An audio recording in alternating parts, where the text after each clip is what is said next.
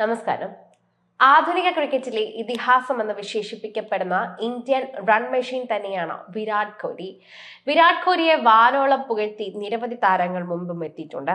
എന്നാൽ ഇപ്പോൾ അദ്ദേഹത്തിനെ പുകഴ്ത്തിയെത്തിയിരിക്കുകയാണ് നമ്മുടെ എതിർ ടീമായ പാകിസ്ഥാന്റെ മുൻ ഫാസ്റ്റ് ബൗളർ കൂടിയായ മുഹമ്മദ് അമീർ.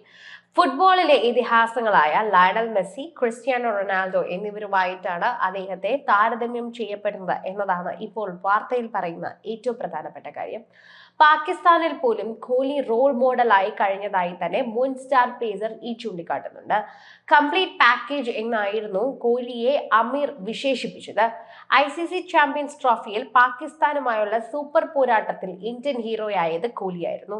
52ാം ഏകദിന സെഞ്ചുറിയോടെയാണ് ടീമിന്റെ വിജയത്തിന് അദ്ദേഹം ചുക്കാൻ പിടിച്ചത്. ഈ ജയത്തോടെ ഇന്ത്യൻ ടീം ഫൈനലിലേക്ക് മുന്നേറിയപ്പോൾ തന്നെ നിലവിലെ ചാമ്പ്യന്മാർ കൂടിയായ പാകിസ്ഥാൻ പുറത്താവുകയും ചെയ്തിരുന്നു.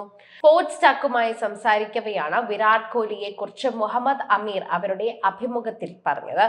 വാനോളം പുകഴ്ത്തുകയായിരുന്നു അമീർ കോഹ്ലിയെ കുറിച്ച് വാക്കുകളിൽ നിന്നാണ് മനസ്സിലാക്കാൻ സാധിക്കുന്നത്. എന്തുകൊണ്ടാണ് ആളുകൾ ക്രിസ്ത്യാനോ റൊണാൾഡോയെ ഇഷ്ടപ്പെടുന്നത്? എന്തുകൊണ്ടാണ് ലയണൽ മെസ്സിയെ ഇഷ്ടപ്പെടുന്നത്? ഞാൻ റൊണാൾഡോയെ കുറിച്ച് പറയുകയാണെങ്കിൽ അദ്ദേഹത്തിന്റെ ജീവിത ശൈലി നോക്കൂ. ഫിറ്റ്നസ്, പ്രവർത്തന നൈതികത, ചാരിറ്റി പ്രവർത്തനം എന്നിവയെല്ലാം തന്നെ നോക്കൂ. റൊണാൾഡോ ശരിക്കും ഒരു സമ്പൂർണ്ണ പാക്കേജ് ആണ്. അതുപോലെ തന്നെയാണ് വിരാട് കോഹ്ലിയും. അദ്ദേഹം ഒരു സമ്പൂർണ്ണ പാക്കേജ് തന്നെയാണ്. എന്തുകൊണ്ട് പാകിസ്ഥാനിലുള്ളവരുൾപ്പെടെ നിരവധി പേരുടെ റോൾ മോഡലായി കോഹ്ലി മാറുന്നു? രാജ്യം എന്താണെന്നതിനൊരു വിഷയമല്ല. അഫ്ഗാനിസ്ഥാൻ, പാകിസ്ഥാൻ, ഇന്ത്യ, ഇംഗ്ലണ്ട് തുടങ്ങി എവിടെ നിന്നുമാകട്ടെ ഒരു റോൾ മോഡൽ ഏത് രാജ്യത്തു നിന്നും ഉണ്ടാകും. ഈ തലമുറ എടുത്തു കഴിഞ്ഞാൽ വിരാട് കോഹ്ലിയാണ് പ്രചോദനമെന്ന് അമീർ വിശദമാക്കി. ക്രിക്കറ്റർ ആവണമെന്നും ബാറ്റർമാർ ആവണമെന്നും ഒക്കെ തന്നെയും ആഗ്രഹിക്കുന്ന യുവതലമുറ വിരാട് കോഹ്ലിയുടെ പാത പിന്തുടരണമെന്നാണ് മുൻ പാക് പേസർ കൂടി ആവശ്യപ്പെടുന്നത്. ICC ചാമ്പ്യൻസ് ട്രോഫിക്കായി എത്തുമ്പോൾ വിരാട് കോഹ്ലി മികച്ച ഫോമിലായിരുന്നില്ല. തൊട്ടു മുൻപ് നടന്ന പരമ്പരകളിലെല്ലാം തന്നെ അദ്ദേഹം ഫ്ലോപ്പ് ആവുകയും ചെയ്തിരുന്നു. ഇതോടെ കോഹ്ലിയെ ചാമ്പ്യൻസ് ട്രോഫി ടീമിൽ ഉൾപ്പെടുത്തണമെന്നുള്ള വിമർശകർ ആവശ്യപ്പെടുകയും ചെയ്തിട്ടുണ്ടായിരുന്നു. എന്നാൽ അവരുടെ വായടപ്പിച്ചാണ് പാകിസ്ഥാനെതിരെ അദ്ദേഹം മാച്ച് വിന്നിംഗ് സെഞ്ചുറി നേടിയത്.